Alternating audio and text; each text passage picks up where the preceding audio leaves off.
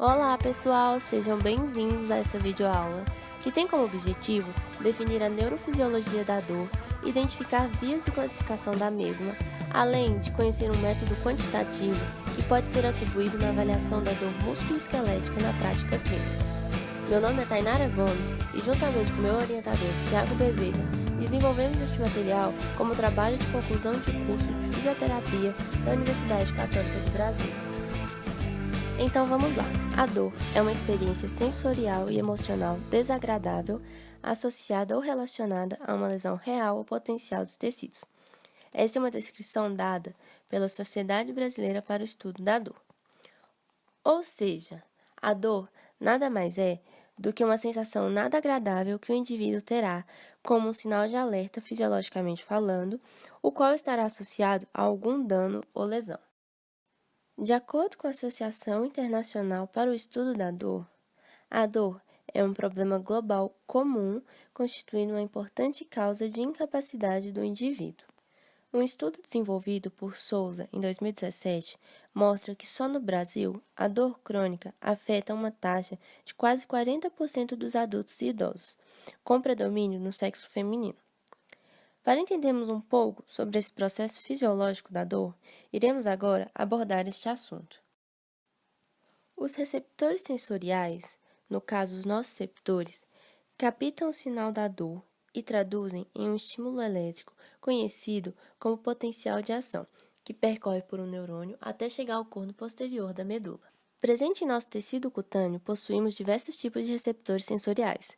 Temos os discos de Merkel, os corpúsculos de Meissner e os corpúsculos de Pacini, que são mecanorreceptores responsáveis pela detecção de movimento de objetos que tocam a pele através de um estímulo de pressão.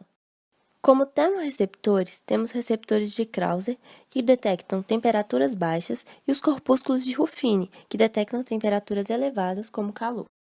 Já as terminações nervosas livres são nociceptores que detectam estímulos intensos e substâncias químicas. Os nociceptores são compostos por terminações nervosas livres, aos quais são receptores de estímulos da dor. São amplamente espalhados em todo o tecido do corpo, pele, órgão, tecidos internos, vasos sanguíneos e articulações, com exceção dos tecidos nervosos. Esses receptores de terminações livres podem ser mecânicos, químicos e térmicos, detectando dor, calor, tato protopático e propriocepção. Os mecanorreceptores respondem quando ocorre um estímulo mecânico, como impacto, fricção, tração ou rompimento. Os nociceptores quimiosensíveis respondem quando ocorre uma resposta inflamatória, onde várias substâncias químicas são liberadas, como a bradicinina, serotonina, histamina, entre outros. Já os nociceptores térmicos são ativados por aquecimento ou resfriamento e têm o seu limite de 10 a 40 graus. Ultrapassando essa faixa para mais ou para menos, os nociceptores começam a atuar, pois passam a ser classificados como desconforto severo. Os estímulos nociceptivos são divididos em etapas, as quais são responsáveis por enviar informação ao sistema nervoso central. Os nociceptores são encontrados em qualquer área do corpo humano e podem gerar uma sensação de dor, tanto internamente quanto externamente.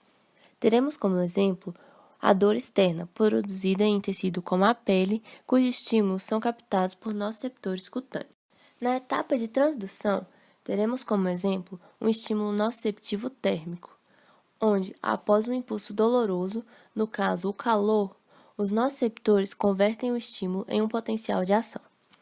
Na etapa de transmissão, o potencial de ação percorre pelas fibras A, gama e C em direção ao sistema nervoso central, pelas vias aferentes.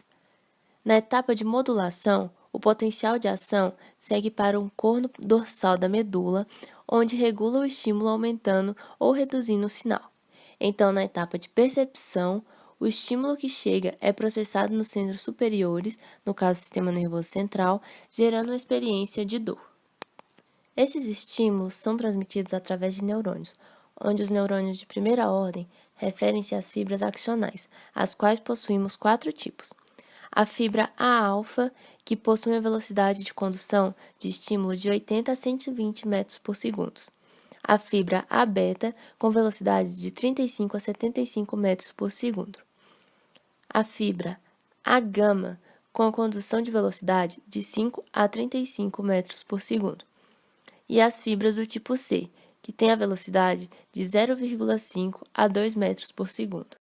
Então, temos as fibras A-alfa e A-beta de condução rápida e grande diâmetro, e as fibras A-gama e tipo C de condução lenta e pequeno diâmetro. As fibras nociceptivas A-gama e do tipo C transmitem sensação de dor, temperatura e pressão. Os neurônios A-gama originam-se dos receptores localizados na pele e transmitem a dor rápida. Os neurônios do tipo C originam-se nos tecidos superficiais da pele e profundos, como ligamentos e músculos, e transmitem a dor lenta. A ativação das fibras nociceptivas estão diretamente relacionadas com a localização e extensão dos tecidos lesados. A dor epicrítica, desencadeada pelo tato, pressão, propriocepção e discriminação da temperatura, é caracterizada por receptores de limiares baixos e, geralmente, é conduzida por fibras nervosas grossas, mielinizadas, por exemplo, as fibras do tipo A-gama. Em contraste, a sensação protopática está relacionada com receptores de limiares altos e é conduzida por fibras nervosas finas, desmielinizadas, como exemplo, as fibras do tipo C. E qual é o neurotransmissor responsável por conduzir esses estímulos? A substância P. Ela é um neurotransmissor e um neuroregulador produzido pelos neurônios e por algumas células do sistema imunitário. Atua como mediador químico universal da dor, regula a resposta dolorosa e é responsável por iniciar um impulso nervoso elétrico que vão das fibras nervosas aferentes primárias para a medula e conduzir da medula para os estímulos serem interpretados no cérebro. Agora que já sabemos sobre a neurofisiologia, iremos falar sobre a avaliação da dor. Na avaliação da dor, devemos levar em conta o tipo da dor, se ela é aguda ou crônica, e a localização, se irradiada, localizada ou referida. A dor aguda, ela caracteriza-se pela função biológica de alerta, integridade e defesa. Segue a lesão tecidual e geralmente desaparece com a resolução do processo patológico. Segundo a Associação Internacional do Estudo da Dor, que é representada no Brasil pela Sociedade Brasileira para o Estudo da Dor, em 2010, publicou um relatório que enumerava uma série de condições que fazem parte do nosso cotidiano e que causam a dor aguda. São elas cirurgias de todos os tipos, traumatismos, acidentes, queimaduras, dor de cabeça, entre outros. Quando crônica, ela é uma das principais causas de incapacidade, levando à exacerbação dos sintomas, como restrição da capacidade para realizar atividades cotidianas, irritabilidade, alteração do padrão de sono, apetite, entre outros. Conceitualmente, refere-se ao dano que persiste acima de 3 meses, ou recorrente, sem utilidade biológica e acomete 1 a cada 5 adultos, com ênfase em mulheres de trabalhos extenuantes. De acordo com a portaria do Ministério da Saúde, não existem dados disponíveis no Brasil sobre a prevalência da dor crônica, mas estudos norte-americanos mostram que 31% da sua população tem dor crônica, onde 75% dos casos acarretam incapacidade total ou parcial. A dor também pode ser classificada na avaliação de acordo com a sua localização. A dor localizada se manifesta no próprio local onde está o estímulo. Como exemplo, se tem a dor de dente. A dor irradiada se manifesta ao longo de um trajeto nervoso que está ocorrendo o estímulo, como exemplo, o nervo ciático, que, quando inflamado, irradia a dor para todo o membro inferior. A dor referida se manifesta distante do local onde está ocorrendo o estímulo, como exemplo, a dor miofacial, na qual a pressão sobre um ponto sensível do músculo gera dor no corpo e em partes aparentemente não relacionadas. O maior desafio na avaliação da dor se dá na mensuração, a qual consiste em saber o quão intenso é a dor de um paciente, o que é uma tarefa complexa, tendo em vista que envolve aspectos subjetivos, que é caracterizado como algo que varia de acordo com o julgamento de cada pessoa, e aspectos multidimensionais, onde é levado em conta questão fisiológica, sensorial, afetiva, cognitiva, comportamental e sociocultural. Mesmo com toda a dificuldade da complexidade para a avaliação da dor, existem instrumentos que podem auxiliar os profissionais nessa tarefa. Os instrumentos de mensuração da dor podem ser subjetivos e unidimensionais, o qual depende de um relato do paciente para se obter uma resposta subjetiva da intensidade da dor. Como exemplo, temos a escala visual analógica, que consiste em uma linha reta de 10 centímetros, enumerada de 0 a 10, que representa o contínuo dor, ancorada pelas palavras leve, moderada e intensa. Solicita-se que o indivíduo marque um X na linha no lugar onde representa a intensidade da dor sentida, dando assim ao examinador uma correspondência ao nível da dor. Há também os instrumentos subjetivos e multidimensionais, que quantificam em suas múltiplas dimensões aspectos fisiológicos, sociais, afetivos, cognitivos, comportamentais e socioculturais. Como exemplo, se tem o questionário de dor de McGill, que avalia os aspectos sensoriais, afetivos, cognitivos e de miscelância da dor, por meio de descritores escolhidos pelo paciente para expressar a sua dor. O questionário conta também com um diagrama corporal para a localização da experiência dolorosa e avaliação de sua periodicidade e duração. Outro método de avaliação da dor pode se dar também por um teste objetivo unidimensional, o qual pode ser exemplificado pelo instrumento algômetro de pressão.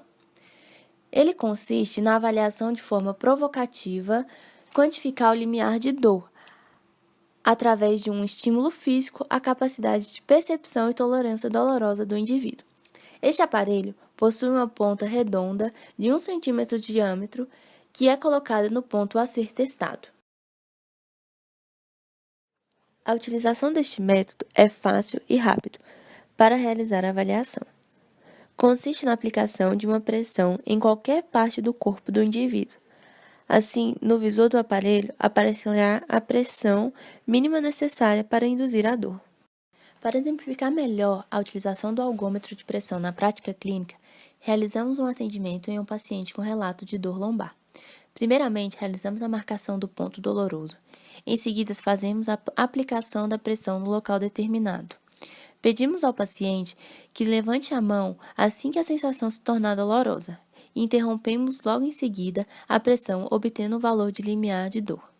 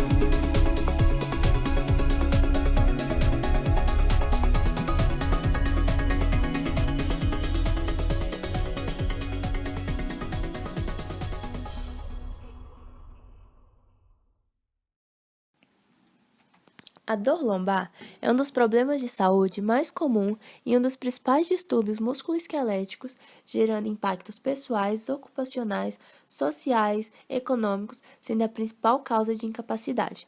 Atinge no mundo cerca de 600 milhões de pessoas, em que de 10 a 28% da lombalgia se tornará crônica, persistindo por mais de 12 semanas. Essa pode ser desencadeada por diversos fatores de risco, principalmente por atividades corriqueiras, como sobrecarga excessiva de peso. O diagnóstico e a avaliação da dor lombar são estabelecidos em 90% dos casos através de uma boa anamnese e um bom exame físico. Levando em conta que a avaliação da dor através de um método quantitativo e objetivo pode auxiliar os profissionais em diversos aspectos na prática clínica, e que a dor lombar é um problema de saúde pública, cuja grande parte da população sofrerá com este sintoma em algum momento da vida, estudos recentes apresentam a associação de ambos os itens. 9 artigos serão apresentados com a utilização do algômetro como método avaliativo da dor lombar. apesar de possuir um desenho metodológico e intervenção diferente. Balaguer, em 2015, avaliou a confiabilidade intra-interseção do limiar de dor à pressão em 14 locais da região lombar, para saber se uma única tentativa da utilização do algômetro seria suficiente para obter uma excelente confiabilidade do limiar de dor lombar em indivíduos assintomáticos. Realizou 2 sessões com 3 avaliações cada local de 15 indivíduos. Neste estudo, ele concluiu que uma excelente confiabilidade relativa e absoluta do limiar de dor à pressão foi relatado intra e interseção, podendo obter dados confiáveis igualmente quando usado média da medição e apenas com um valor. Já Carvalho e colaboradores, em 2018, com o objetivo de analisar se apenas uma sessão de eletroacupuntura de 2 Hz por 30 minutos seria suficiente para reduzir temporariamente a dor, aumentando seu limiar e melhorando a incapacidade de indivíduos com dor lombar crônica, quando comparado a um tratamento de longa duração, recrutou 50 pacientes, onde para examinar a longevidade dos efeitos de intervenção da eletroacupuntura, foram realizadas medidas de variáveis após 1 semana de tratamento e após 3 semanas. Foi observado que apenas uma única sessão foi eficaz para reduzir a intensidade da dor momentaneamente, mas não melhorou a incapacidade dos indivíduos. Imamura, em 2013, com o objetivo de comparar os valores do limiar de dor à pressão em pacientes com dor lombar crônica inespecífica e indivíduos saudáveis e correlacionar os valores do limiar de dor à pressão das estruturas investigadas com dados demográficos e clínicos de pacientes com dor lombar crônica, recrutou 40 participantes, sendo 20 com diagnóstico clínico de lombalgia e 20 indivíduos saudáveis, onde foram avaliados o limiar de dor à pressão utilizando um algômetro, não apenas sobre áreas dolorosas, mas também sobre estruturas anatômicas distantes. Ela observou que os indivíduos com dor lombar crônica apresentaram valores de limiar de dor à pressão mais baixos que os indivíduos saudáveis em quase todas as estruturas avaliadas. Isso sugere que a dor pode não estar restrita às áreas dolorosas relatadas pelos pacientes, identificado pelo limiar de dor mais baixo em regiões distantes das dolorosas. Já em 2016, Imamura, com o objetivo de determinar se as variáveis demográficas, nível de escolaridade, peso corporal, altura, duração da lombalgia e limiar de dor à pressão estão relacionados à intensidade da dor e à função lombar em pacientes com diagnóstico de dor lombar crônica não específica, aplicou uma pressão constante com o algômetro de 1 kg por segundo até o paciente relatar dor ou desconforto, sendo avaliado bilateralmente. Foi observado que todos os valores de limiar de dor à pressão não mostraram correlações estatisticamente significativas, mostrando que a intensidade da dor não tem correlação significativa com sexo, raça ou escolaridade. Sejong Woo, em 2017, com o objetivo de investigar o efeito da terapia miofacial de pontos gatilhos com uma bola inflável em paciente com dor lombar crônica não específica, realizou a liberação da tensão do tecido mole aplicando pontos gatilho miofacial na região das costas, em 4 estágios por um total de 10 minutos.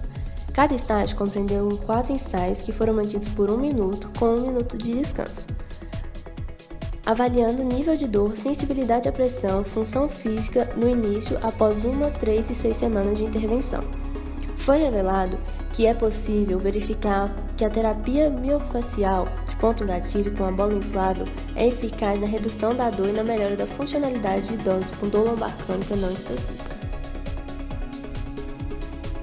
O'Neill, em 2018, realizou um estudo com o objetivo de mapear topograficamente a sensibilidade dolorosa da região lombar, comparando entre controles saudáveis e pacientes com lombalgia inespecífica crônica, e determinar se esses padrões poderiam ajudar a identificar uma fonte clínica da dor e sensibilidade localizada aumentada. Ele recrutou 21 pacientes com dor lombar crônica inespecífica e 21 controles saudáveis. Foram testados os limiares de dor à pressão com algômetro e dor térmica em 30 locais pré-determinados na região lombar e média. O estudo confirma achados prévios de sensibilidade à dor generalizada e aumentada em pacientes com dor lombar crônica inespecífica. Também indica que existem padrões topográficos discerníveis e semelhantes da sensibilidade à dor na área dorsal em ambos os grupos. Pardo e colaboradores, em 2018, com o objetivo de avaliar o efeito do programa de educação neurofisiológica da dor com exercício terapêutico em pacientes com dor lombar crônica, recrutaram 56 pacientes que foram randomizados para receber somente um exercício terapêutico que era composto por exercícios de controle motor, alongamento e aeróbico, ou para receber, além do exercício terapêutico, um programa de educação neurofisiológica da dor. no qual foi realizado de 30 a 50 minutos cada sessão, com grupos de 4 a 6 participantes. Foi observado que o programa de educação neurofisiológica, combinado com o exercício terapêutico, foi mais eficiente na redução da dor, incapacidade e catastrofização da dor em comparação com o exercício terapêutico sozinho em pacientes com dor lombar crônica. Tilly-Beck, em 2018, com o objetivo de avaliar o efeito do antidepressivo tricíclico imipramina na dor lombar crônica para explorar os mecanismos de ação e a influência do metabolismo de drogas com testes sensoriais quantitativos e multimodais e genotipagem, aplicou uma dose oral de 75 mg de imipramina em comparação a um placebo ativo em 50 pacientes, avaliando a intensidade da dor em cada 30 minutos após a ingestão da droga e o limiar de dor sendo avaliado no início e em intervalos de 2 horas. O estudo não revelou nenhum efeito analgésico significativo após uma única dose oral de imipramina dentro de 2 horas em pacientes com dor lombar crônica, nem em nenhum dos testes sensoriais da análise geral.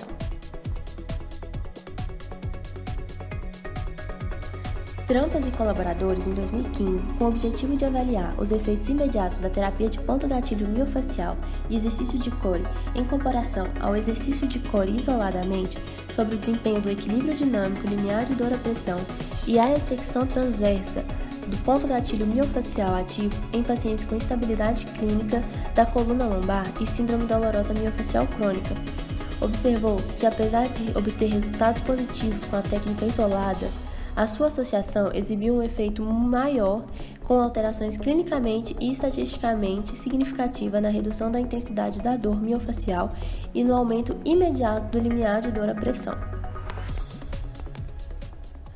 Bom, pode ser observado que existe a utilização do algômetro de pressão na prática acadêmica, porém ele não é tão utilizado na prática clínica.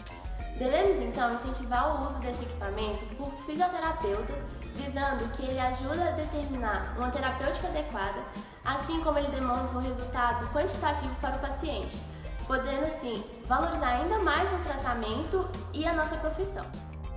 Gostaria de agradecer a todos que assistiram esse vídeo até o final. Curtam, se inscrevam no canal e compartilhem esse vídeo.